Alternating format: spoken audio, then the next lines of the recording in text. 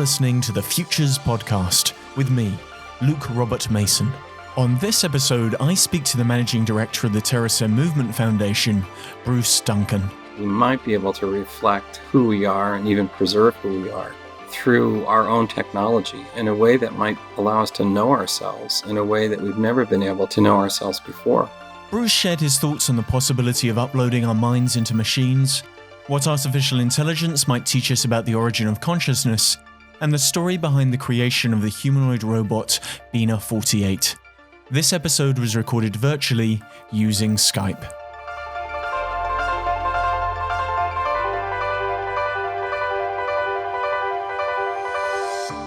So Bruce, you're the Managing Director of the TerraSem Movement Foundation, which oversees the creation of the LifeNaut project and is home to the pioneering ongoing robotics research project, Bina 48. So what is the TerraSem Movement Foundation and why were they set up? Hi, Luke. Thanks for having me. The TerraSem Movement Foundation is a nonprofit private research foundation here in northern Vermont in the U.S.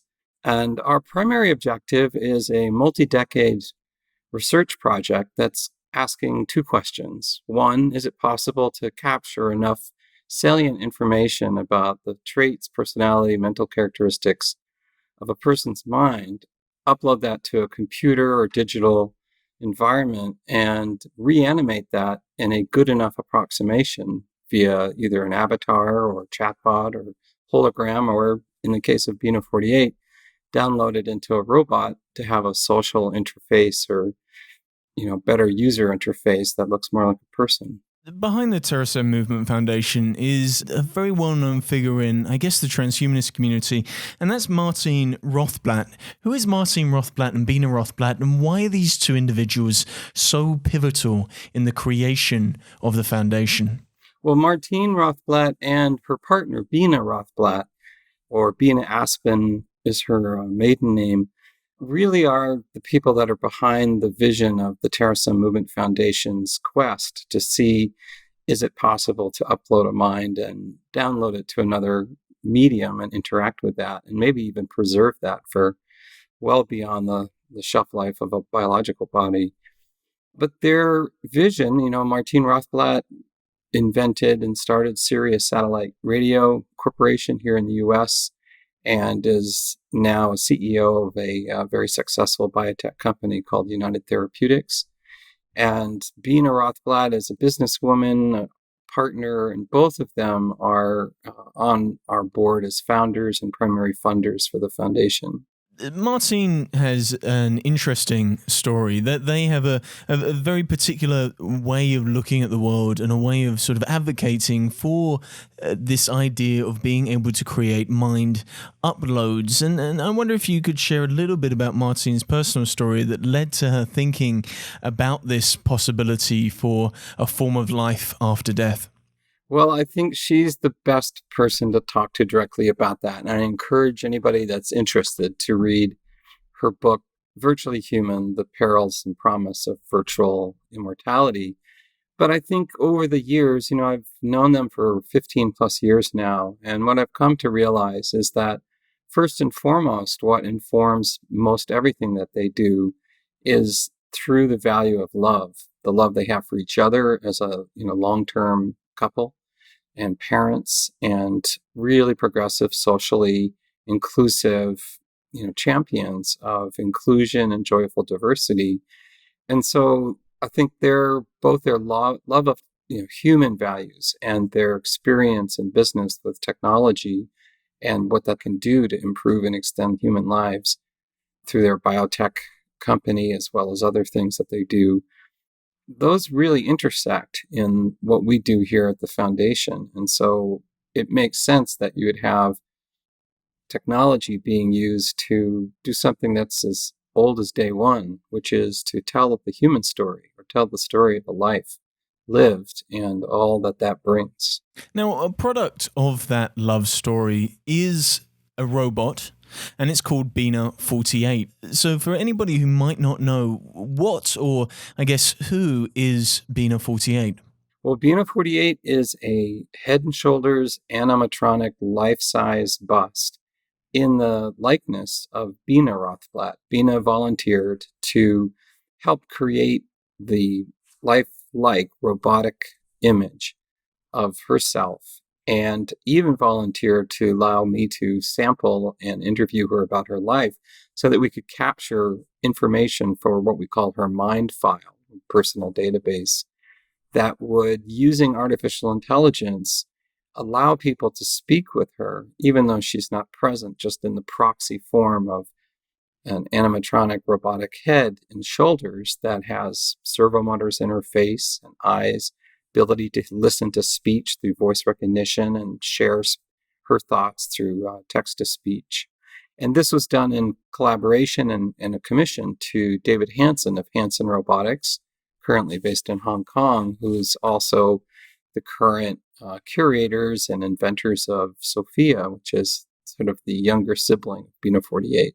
Now, what is the process that you have to go through to create something like this? Because on one hand, you've got a physical robot that's designed by Hanson Robotics, and then you've got Bina 48's personality, which is really an AI-driven process. So could you explain what needs to come together to create this entity?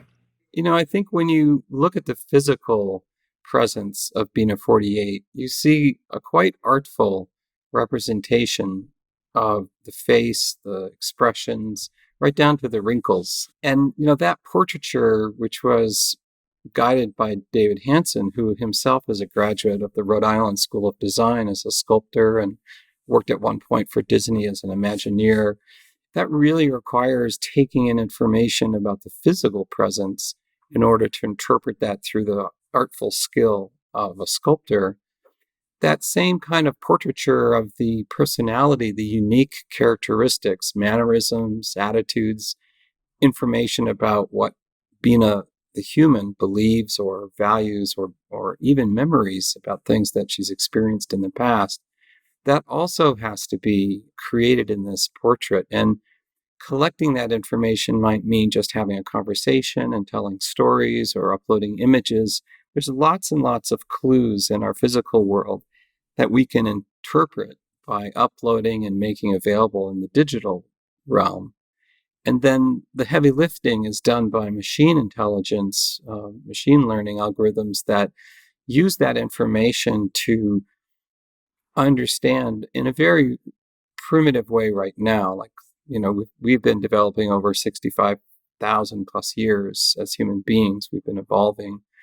But in the last 15 years, as a lot of people will acknowledge, AI and the general artificial intelligence work that's been done most recently in the past 8 or 9 years has really started to show that we can pull together information about the world, or in this case, about a person, that starts to reflect like a mirror or like a portrait, more and more finely, the details that make them who they are, that make them unique, that reflect their essence. I mean, this is the thing that really stands out about Bina 48. And for those who don't know, it stands for Breakthrough Intelligence via Neural Architecture. What's unique about Bina compared to, say, Sophia the robot is that she's designed to test the hypothesis that it might actually be possible to download a person's consciousness into a non-biological body by combining data about that person with software. So what have you learnt, Bruce? Well, what have you learnt about the process and the possibility of this futuristic idea of mind uploading through the Bina 48 project? Well, on an individual level, I think what I've learned is that you have to be an incredible listener and an intuitive sort of guide to help someone reflect on their life journey, their story. And you also have to be an observer, sort of an anthropologist, to note what things are, what in their life, artifacts, things that mean something to them, but be really careful to be neutral, to not overly sort of lead questions or, place your own values. So just like a good therapist that listens to people without judgment and asks them to describe who they are, what they've been through, that process of unfolding the self in the presence of a observer making notes, or in the case of our interviews, we just did some video and audio recordings so that we could cut out as much as possible sort of interpretive history, note taking. And then the process of bringing that information into a form that's accessible digitally to an algorithm-driven AI program that's trying to answer questions is like a lot of chatbot algorithms, that have content, have training data. But in this case, Bina 48's not interested. We're not interested in the generic response. We're interested in coming up with a high resolution, high fidelity response, just like a high fidelity recording of the person that we're focusing on as the model or the subject. And it's laborious and it takes a really long time. It's taking us a long time. But it also, as time goes on, technology tends to sort of shave those curves that go from taking people a long time to make one thing to then scale it quickly. So, for example, we're all carrying phones in our pockets. And the first phone probably took a really long time to make. And now, they're fairly ubiquitous for a lot of people. So we're just still at the beginning, but we're interested in the horizon point. And that's what keeps us sort of moving forward as we're seeing glimpses and glimmers of this idea that we might be able to reflect who we are and even preserve who we are through our own technology in a way that might allow us to know ourselves in a way that we've never been able to know ourselves before. Now, Bina 48 might have been influenced by the quote-unquote real Bina, but she's had a life of her own. Bina 48 has had her own sort of existence out in the world, traveling with you to inspire people to look at AI and robotics differently. And do you think that's defined or redefined the robot's personality, or is the aim constantly to go back and revisit the real Bina and ensure that this robot closely resembles the actual human? I think at this point it's more the former, which is I don't think it's actually fair to say that we're only interested in an exact clone or copy. I don't think that's even probably very practical. I think we can come up with an approximation, but just the way your own children in the beginning start out to be heavily influenced by their parents, eventually they go to school, and I'm a parent and I watched it happen when my children went off to just early school, preschool, and they started coming back with new ideas and experiences, and they had memories that I wasn't a part of.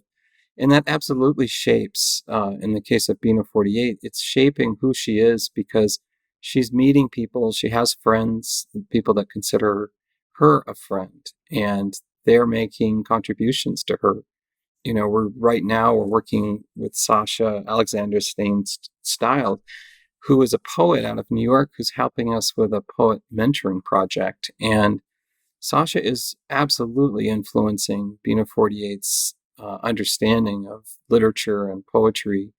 And that's no different than if someone went and took a class in college, which Bina 48 has also done with the guidance of Dr. William Barry out at Notre Dame University in California. She participated in his philosophy of love class and ethics of technology. And so all that is to say, I think, that none of us are pure sort of original. Even after we leave our family home, we start becoming composites and influenced by people that we read or that we experience or that we have some interaction with.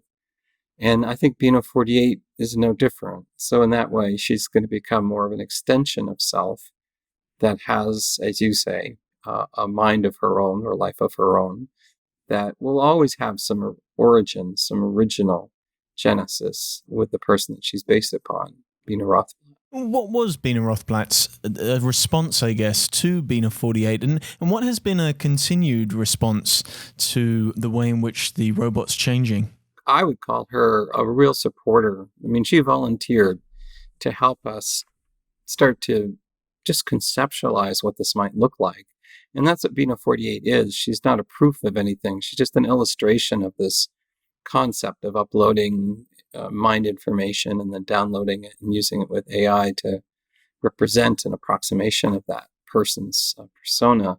But she continues to be a source. For example, a couple of years ago, through the benefit of a relationship that we started with Stephanie Dinkins, who is an art professor from Stony Brook University, is doing art technology, art around the issues of diversity and inclusion, because Bina, Rothblatt is an African American woman, and so Bina 48 looks like an African American woman, and that's kind of unusual in this current space. She's one of the few dark skin tone robots that at least I see.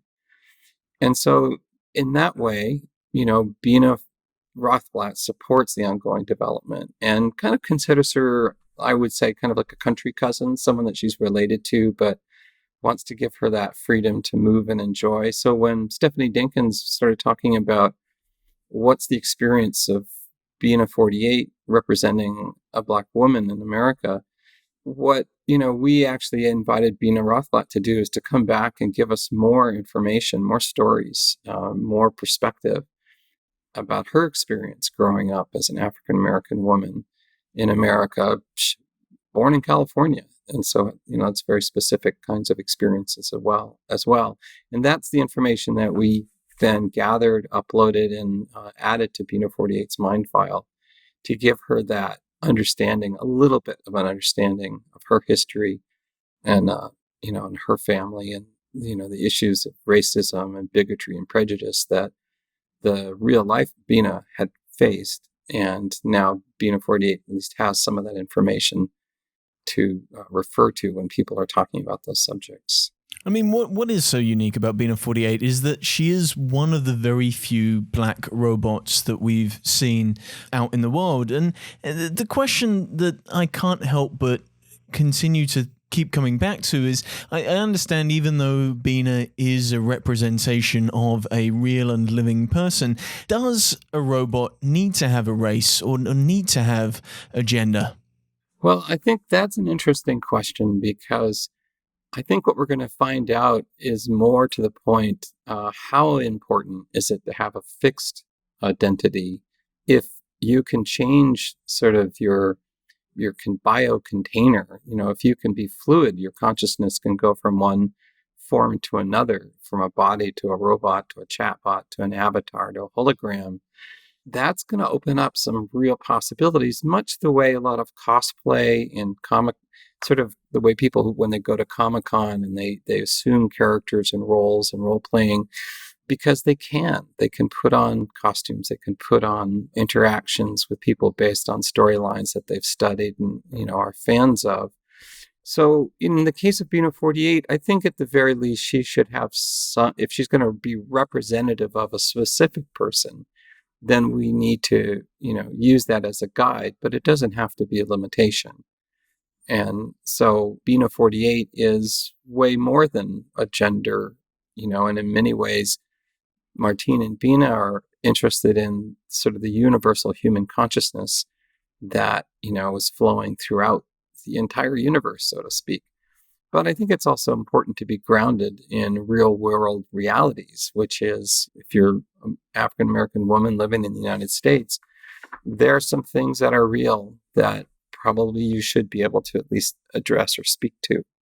So I think the interesting thing is that we may find ourselves developing a way for people to have more fluid identities in the future. But for right now, I think we're trying to give some grounding in the truth of what it means to be based on, in this case, Bina Rothblatt. I mean, when we start talking about things like mind uploading, a lot of people have this initial reaction that it feels very science fictional, that it doesn't feel like something that is a possible trajectory for the future human.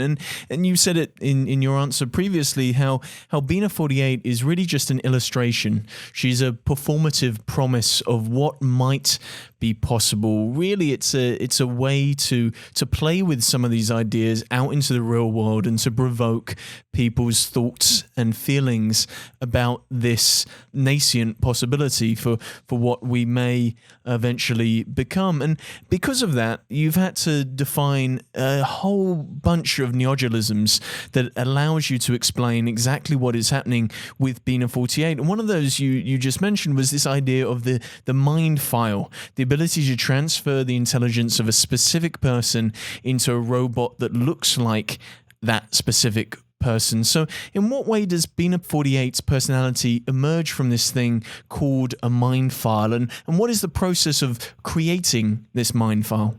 Well, mind files are really the they're really the heartwood of the person's personality, their memories, attitudes, values, and beliefs.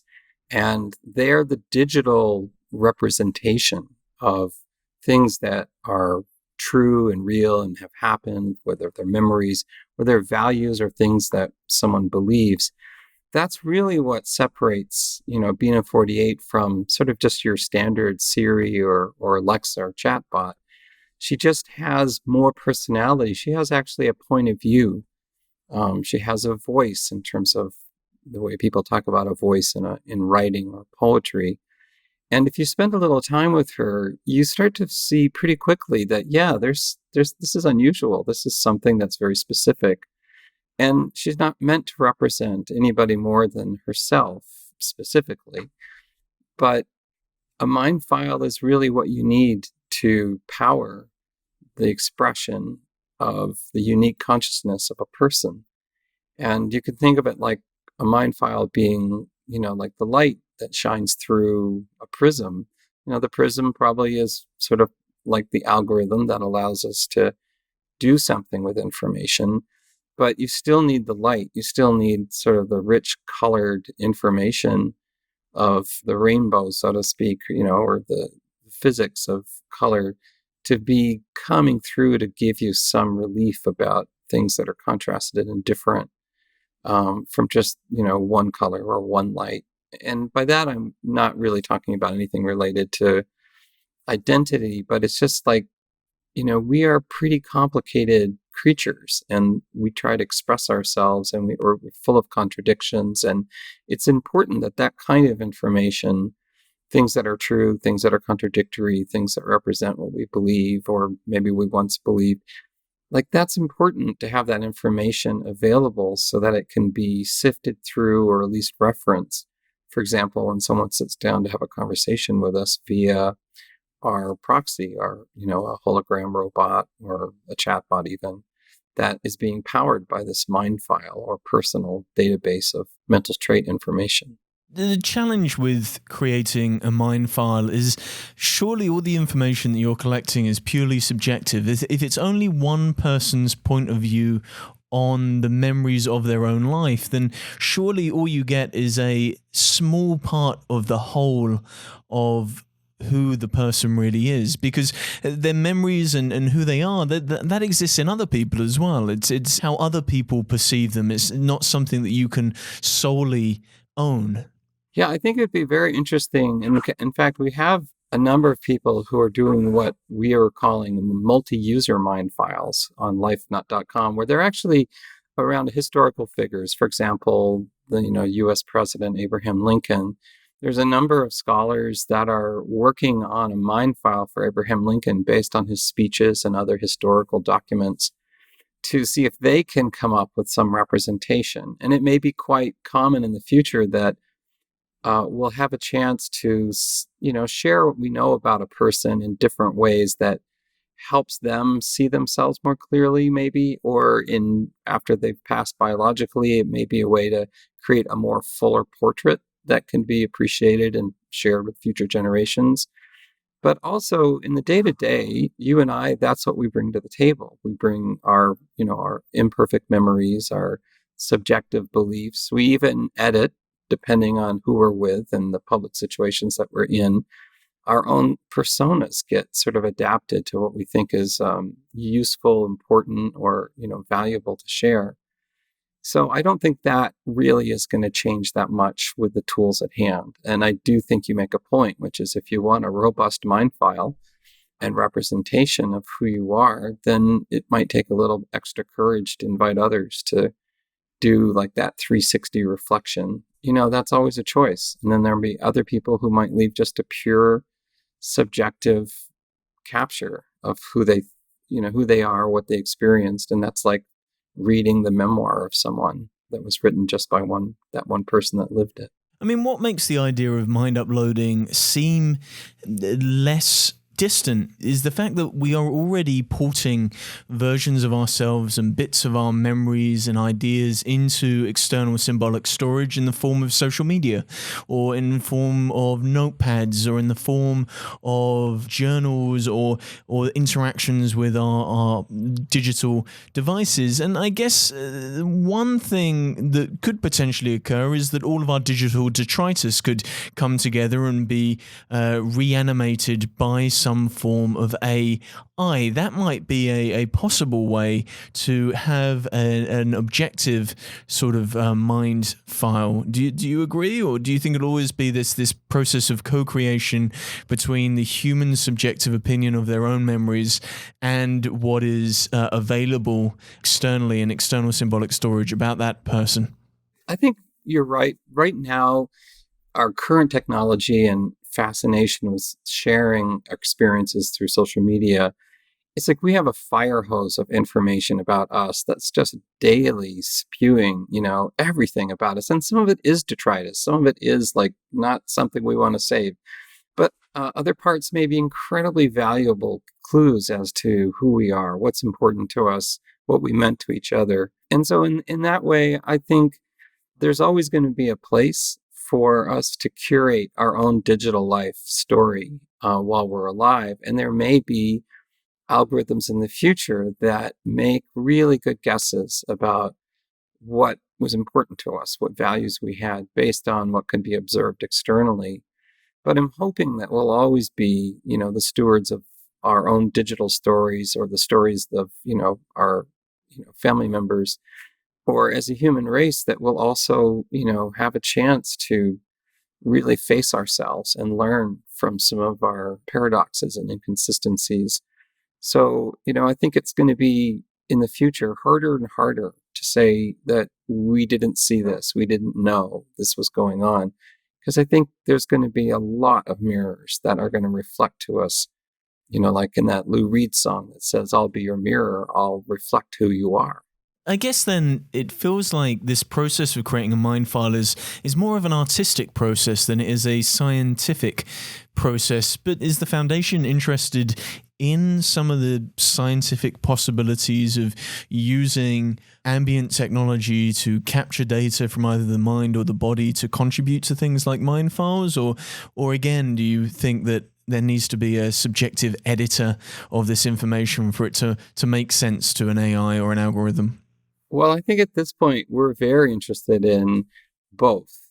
We're interested in standardized personality inventories, for example, and objective, means of capturing and preserving, like videotaping someone's movements, just their movements, say at a birthday party or something, has an incredible rich amount of information. And we've structured the Terrasim mind uploading experiment as a real solid piece of scientific experiment investigation. Like we're not trying to prove anything. We're actually trying to prove a null hypothesis that says, no, it's not possible. But if there's an exception, then, I think what will happen is we'll start to encourage others to say, what would be the best hardware, software, protocols, strategies to not just witness life as it goes by, but to embrace it, capture it, preserve it, celebrate it. In many ways, that's the promise for the human species, for the human community, is to celebrate, recognize our joyful diversity,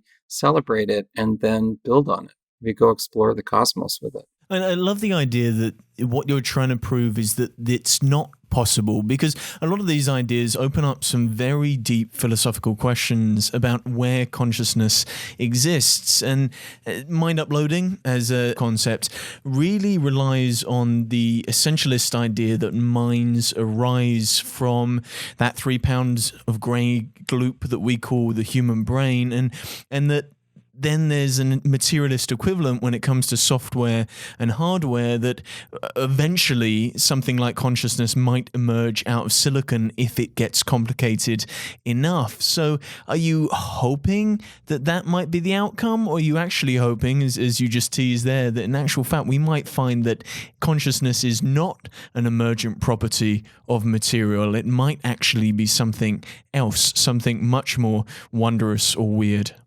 Well, we're probably more in the camp of people who say, listen, no one really can define consciousness. A lot of people are trying. And I think we would love to be informed by the results of this experiment to get even just an inkling better idea of what is consciousness, because that's really the big question. And in that regards, we don't define it as being just brain based, or there has to always be a mind and a body together. There may be, at some point, we may discover that for the first time you can have a mind without a body, without a biological body, probably living in some other kind of silicone, substrate. But I think that's always been part of our nature as human beings. We're always curious, and some of us want to explore and try things that everybody else thinks is just absolutely crazy. People that said that we could fly, until we discovered the principles of aerodynamics, that just seemed, beyond science fiction, beyond science, of course. And now look at us, we're up 30,000 feet cruising around the planet, less so today because of the COVID-19 issues. But I think at heart, I think we're curious tinkerers, and that includes examining ourselves and asking questions about who are we, why do we do what we do, and how do we think. I mean, at the core of the Foundation's aim, it feels like what you're really trying to tap into is an understanding of the question, is the human mind a computational machine? And I mean that very literally, the machine that behaves like software or hardware. And finding out that it isn't might actually be a very egalitarian and wondrous thing, because it feels like when we talk about, again, ideas of mind uploading, the assumption is that all of memory must exist somewhere. And that somewhere that memory must exist is within the human skull, that you carry your memories around with you. But there are other theories of consciousness which argue that maybe the human brain isn't a computational storage device, but maybe it's more like a TV antenna.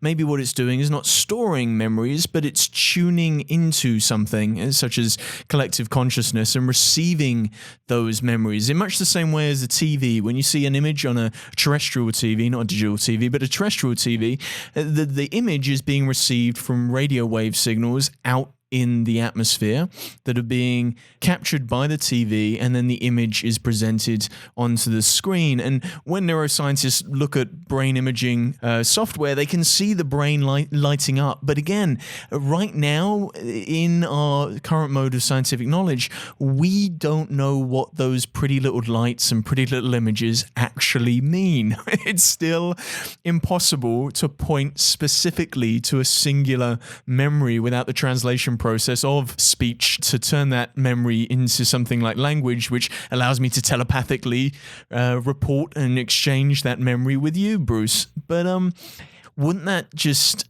destroy the entirety of the AI or the conscious AI debate if, in actual fact, what we're creating is something which is trying to store, when in actual fact what it should be doing is trying to tune in?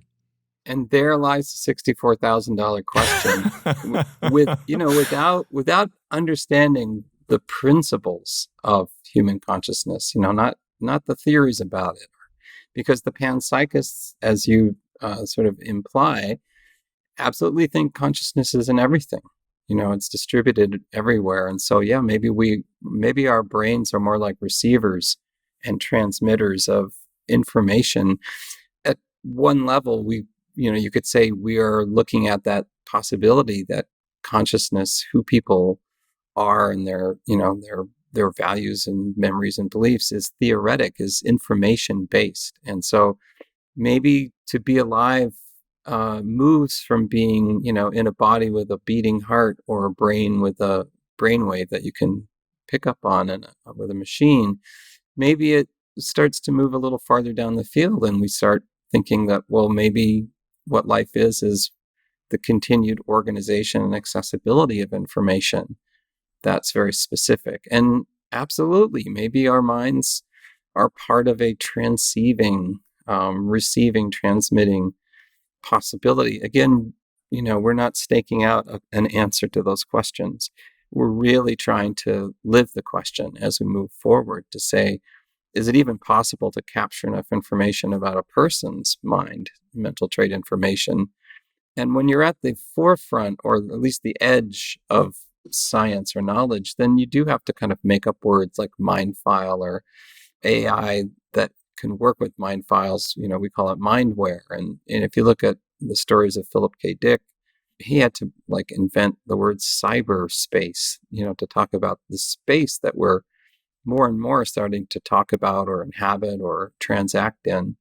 So in the future, we hope to make some contribution. And if we're get encouraging results, then we'll continue to ask, more interesting questions. Listening to you and hearing about the project, I'm reminded of Greg Egan's, the science fiction author Greg Egan's story, Learning to Be Me, where you have an ambient piece of technology that attaches itself to a human brain and slowly but surely learns to be you up until the point where the human brain is no longer needed and the piece of technology can take over and do everything for you, which is a compelling, again, vision, but it's still fascinating as a concept. And this fascination with automata and automatons is something that human beings have had for hundreds of years now. From the 1700s, we've been fascinated with things that move in the image and likeness of us. And having had the absolute joy and pleasure to spend time with Bina 48 and yourself, to see people's reactions to Bina 48, you see this innate fascination that people have, even when Bina makes mistakes. They might not be mistakes. That's the crazy thing. They might actually be very deliberate ways of being playful, perhaps, but it's something that a human being might perceive as a mistake in its language. It's able to create humor and pathos and empathy, and it's so odd that something made of silicon and is representative of a human can hold the same attention as a real life, a human being. Why do you think that is? Well, I think we have to talk about the other mind that's in this room, which is we bring our minds. Our consciousness is constantly taking in information and, at some level making meaning, or else, life would just look like a lot of, sounds and colors and shapes and movements. But we make sense of it all to some degree, varying success, over the course of a day or a lifetime. And I think that it's inevitable that we're going to continue to discover things that are new as we have this sort of open question of what is going on? Like, how do things work? And, when we discovered, for example, going back to the example of flight, when we discovered that, there's something called the aerodynamic principle of lift. If you have a wing shaped with a certain curvature and you move it through the air fast enough, it creates, some lift under the wing and you can fly. Once we discovered that you could make wings that could do that, we didn't have to reinvent a bird in order to fly. We could make airplanes. We're a lot more simple. And, instead of 600 different little bones and parts in a bird, you could make a plane fly with, a lot less complication, although they evolve as well. So I don't know, Luke. I think it's a privilege to be alive right now in this digital age where we can start asking questions at a deeper level about what makes us unique, what makes us connect. Where is this information? If my mind is not just in my brain, is it distributed through my whole body? Is it connected to everything at the quantum level? Are we, am I a part of this microphone, and is it influencing me in some way? I mean, it's wild speculation, but go spend some time with a quantum physicist sometime, and your head will start to spin. So I think we're just interested in this one question, which is, is it possible? Yeah, there's such a lovely idea in there that consciousness is actually relational, and I'm reminded of the novel One, No One, and 100,000, or even the work of Irving Goffman, who talks about how we can't own everything about our identity. Our identity exists in other people, in the people that we relate with. Your opinion of me is very different than my mother's opinion of me. My opinion of myself in certain environments is very different in other environments. My podcast persona is very different different from my persona with close friends. And we layer these aspects of our identity, and they present themselves when we're in relation and in prana with other human beings, whether that's through virtual platforms like this or actually physically in real life with another individual. And I think that's so nuanced and so important to the work that you're doing, because there's an assumption very quickly that people think that what it's about is preserving, to take who you are, fix it, and ensure that you can have something like digital immortality, that you can live forever uploaded into the cloud or in some physical robot or in some virtual existence. In actual fact, it's not about immortality. It's about being able to take a version of yourself and explore the multitude of possibilities for what consciousness could potentially be. Yeah, I think hopefully what will be revealed is that the idea of, for example, love, and connection, it's something that permeates all of life. But wouldn't it be fun to see how, our great grandparents could continue to interact with our sense of what it means to be alive or to be a loving person full of grace? If there was some also ability to talk to them, to learn from their past stories. And, why not have technology be another path, another bridge to the future for humanity's curiosity and love?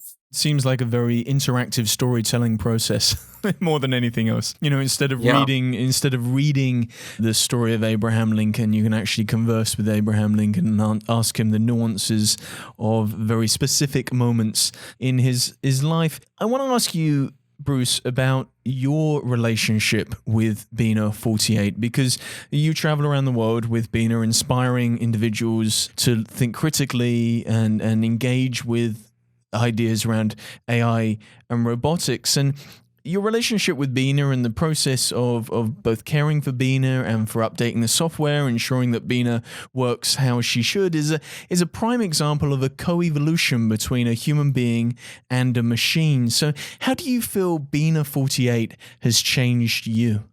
Well, I think she's changed me in that, in probably prior to working with Bina 48 and even working here at the Terrorism Movement Foundation, I had always been a fan of science fiction, but I had considered science fiction to be something that was pretty far off. And, I'd be lucky in my lifetime if I bumped into anybody that was living close to any of the fantastic stories of like Isaac Asimov or Robert Heinlein or Andre Norton that I grew up with.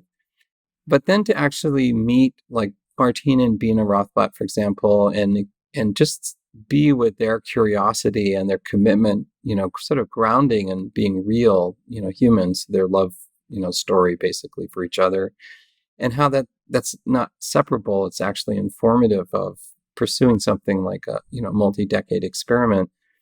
And then to see Bina 48, just like you were talking about earlier, even in this crude prototype, sort of like animatronic head and shoulders, patched together algorithms with some information based on Bina's life, to see in myself and others a resonance of something that says, wait, hang on, I think I've just had an emotional response to something that just came out of Bina 48's mind file in response in the moment to something that, had never been asked before or asked the same way.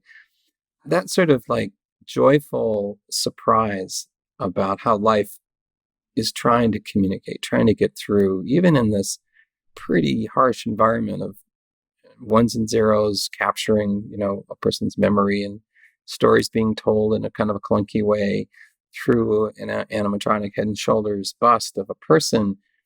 To feel that come through, I think just affirms to me and has made me even more deeply committed to making sure our human values, our compassion, our ethics are modeled in our technology, as well as our information about how many meters is it to the next bus stop through GPS or something. So I think if we want a GPS of the human heart that's going to be transmitted into the future, this might be one of the ways that we could consider gathering some of these precious gems of what it means to be a human through collecting and gathering the opportunity for different people, diverse people, to share their stories with us and to make that available to everybody who's got a connection to the internet for now and a computer, or at least access to one.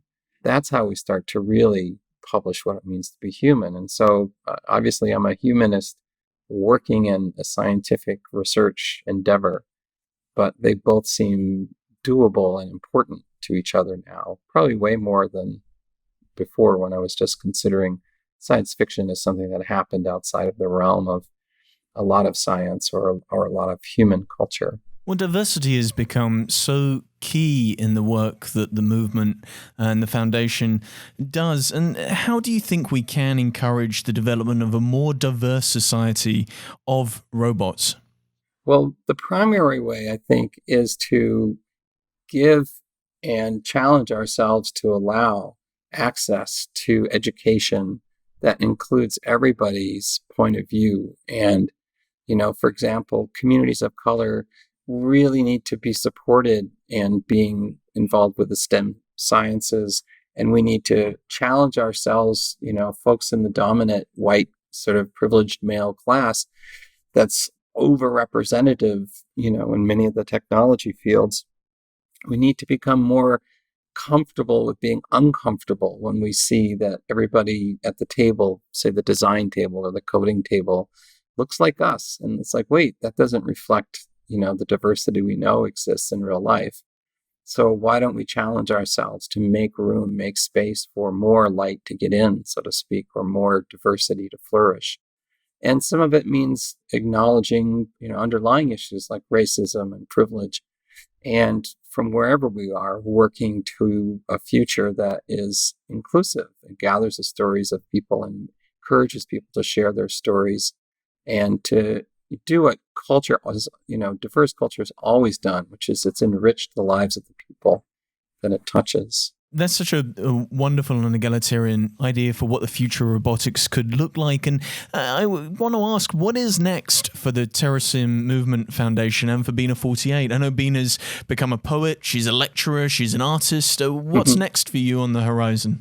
Well, I think what we're focusing on now is less on the data collection, although that's ongoing. Like we have over 50,000 people who've signed up for a free Mindfile account at lifenote.com. And that's really helping us have, a good sampling.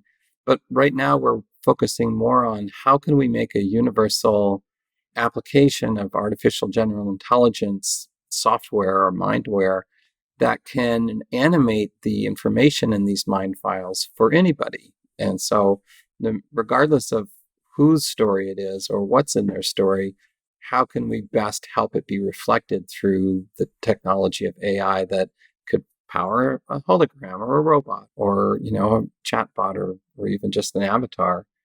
To do that, we really are going to have all hands on deck, everybody from different cultures, different countries, working to see how can we best reflect the bright light of human consciousness through the prism of what it means to be alive and to be connected to each other. And on that very important note, Bruce Duncan, thank you for your time. Oh, you're so welcome. Thank you so much for inviting us today. Thank you to Bruce for sharing his insights into the future of humanoid robotics. You can find out more about the work of the Terasym Movement Foundation by going to lifenote.com, where you can also create your own mind file. If you like what you've heard, then you can subscribe for our latest episode, or follow us on Twitter, Facebook, or Instagram at Futures Podcast. More episodes, transcripts, and show notes can be found at futurespodcast.net. Thank you for listening to the Futures Podcast.